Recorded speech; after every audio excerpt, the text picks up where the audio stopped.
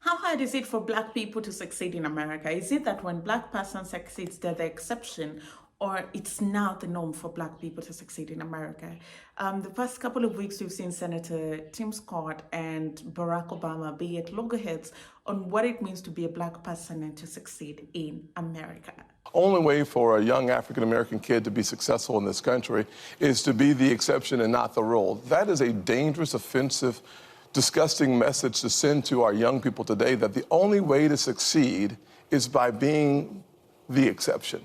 I will tell you that if my life is the exception, I can't imagine. But it is. But it's not, actually. It's been 114 years. Yeah, so the fact of the matter is we've had an African-American president, African-American vice president. We've had 2 African-Americans to be secretaries of the state. In my home city, the police chief is an African-American who's now running for mayor. If somebody's not proposing, not both acknowledging and proposing elements that say, no, we can't just ignore all that and pretend as if everything's equal and fair.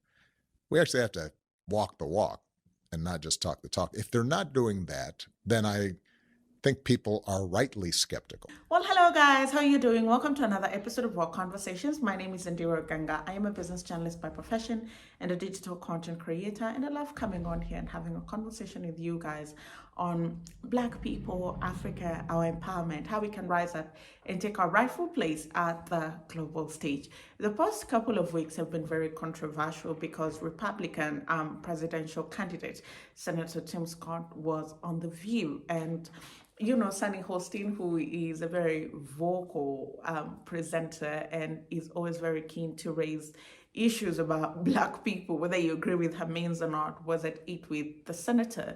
And, you know, she raised a couple of issues that were very pertinent. And she was like, do you think that you succeeding in America is the exception? Because we live in a system that there are few Black people that are successful, but many Black people are still struggling. You know, the system is almost like built against Black people, and the senator was not having it. He was like, it's not an exception. America has made strides over the years, and it would be unfair to look over the growth and the progress that the country has made in favor of Black people just because they're still struggling. One does not cancel out the other. Yes, it's true that we have a long way to go, but can we also acknowledge how far Black people have come in America? On the show is because of the comments that were made, frankly, on this show, that the only way for a young African-American kid to be successful in this country is to be the exception and not the rule. That is a dangerous, offensive, disgusting message to send to our young people today, that the only way to succeed is by being the exception.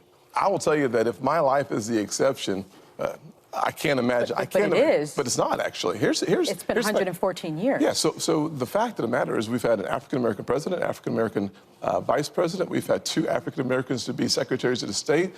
In my home city, the police chief is an African-American who's now running for mayor. The head of the highway patrol for South Carolina is an African-American. Still exceptions. In 1975, there was about 15% employment in the African-American community. For the first time in the history of the country, it's under 5%. 40% homelessness. And 50% of the folks in our community get 13% of the population. You had the chance to ask the question. I know that I've watched you on the show that you like people to be deferential and respectful, so I'm going to do the same thing. That is true. So here's what I'm going to suggest. I'm going to suggest the fact of the matter is that progress in America is palpable. It can be measured in generations. I look back at the fact that my grandfather, born in 1921 in Sally, South Carolina, when he was on a sidewalk, a white person was coming, he had to step off and not make eye contact. That man believed then, with some doubt now, in the goodness of America, because he believed that having faith in God, faith in himself, and faith in what the future could hold for his kids would unleash opportunities in ways that you cannot imagine. Every kid today can look, just change the stations and see how much progress has been made in this country. ABC, NBC, CBS, ESPN, CNN, Fox News all have African-American and Hispanic hosts. So what I'm suggesting is that yesterday's exception is today's rule. And for us to suggest... So America has met its promise. No, of course, the concept of America is that we are going to become a more perfect union. But in fact, the challenges that we face 50 years ago and 60 years ago should not be the same challenges that we face today. And here's the way that you measure that. When my mother was born, about 10% of African Americans got a high school degree, diploma. Today, it's over 90%. When you look at the income, success that we've had. That's an HBCU stat. Well, listen, HBCU stat is a good one, because one of the reasons why I took the funding for HBCUs to the highest level in the history of the country, and then I helped make it permanent, is because I believe that education is the closest thing to magic in America. So I'm about making sure that our kids have as many opportunities to succeed as possible. It's one of the reasons why I need an opportunity to succeed because I have to go to break. They're begging. We have more time, though. They're begging. You're coming. I'm just getting started. I know. I believe all people can see that. Well, former President Barack Obama was not having it with the senator. He called out that as hypocrisy and said, the system is a problem. The system has continuously held Black people down. Yeah, there could be a few exceptions here and there. He was the president of America. He's a Black man. But he is acknowledging that the system is problematic, that Black people have continuously been held down by this system, that this is the very system that works very hard to reward 2 or 3 Black people so that it looks like Black people are doing well, but in essence, Black people are actually not doing well, because it's the very system that is perpetuating to push them forward that is actually holding them back in reality. Somebody's not proposing, not both acknowledging and proposing elements that say, no, we can't just ignore all that and pretend as if everything's equal and fair.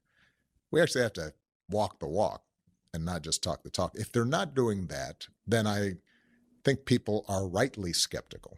There may come a time where there's somebody in the Republican Party that is more serious about actually addressing some of the deep inequality that still exists in our society that tracks race and is a consequence of our racial history. And if that happens, I think that would be fantastic. I haven't yet seen it.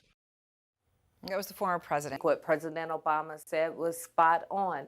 There are issues that are based in systemic issues, whether it be generational poverty, whether it be life expectancy, whether it be high school graduation rates, incarceration rates. Yeah. There are all huge gaps between African Americans and white Americans with that data, and it's a conversation that we all need to have, and we can have. In Georgia, I remember Republican Governor Nathan Deal pushed forward with very progressive criminal justice reform. This was a Southern Republican governor. So it can be done. We just have to have the will, and people, no matter their party affiliation, needs to know that it's good for the country as a whole. Well, different people have aired their views on the same matter, and the voices that are coming out of this are very interesting voices, because I was just watching the news and there was this lady saying that Black people have made strides. It might not be big strides, it might not be enough strides, but you have to acknowledge how far Black people have come. And also, she was cautioning against Black people needing a Black agenda vis-a-vis the American agenda. It's like we want to be Americans, but we also want a Black agenda in America. And she says, no, if we say we are Americans, then we work with the American agenda. Here's what she had to say. Well, you know, I think we have to look at this from a different perspective, right? So as Black conservatives, the misconception is that we don't understand these things, that we don't understand that there are so many things that has happened in this country that has affected people of color, and particularly Black people. But the thing about it is that we're still American. And I think what Tim Scott is really saying is that, yes, while we acknowledge that there's so many things that we have overcome, and there's so many areas that we're still, you know, moving towards and still fighting in, we cannot ignore the fact that we have grown, that we have established some new precedents, and that a lot of Black Americans are doing well, that we are moving forward. We like to push the idea of making sure we understand that while I'm ethnically Black, I'm still an American, and I have to make sure that we are fighting for the same things, and that we're looking at this American agenda as something that's beneficial to Black America versus kind of sitting on it and saying that because we are Black Americans, that somehow we now need something separate, or somehow we just don't, we can't win in this America when we can. Joel, I want you to respond. Yeah, I have two thoughts on this. First, any day that Tim Scott can point and say, well, you know, this isn't true of everybody. It's true of just a very select few. Just the acknowledgement of that, wouldn't that do more to attract Black voters to the party?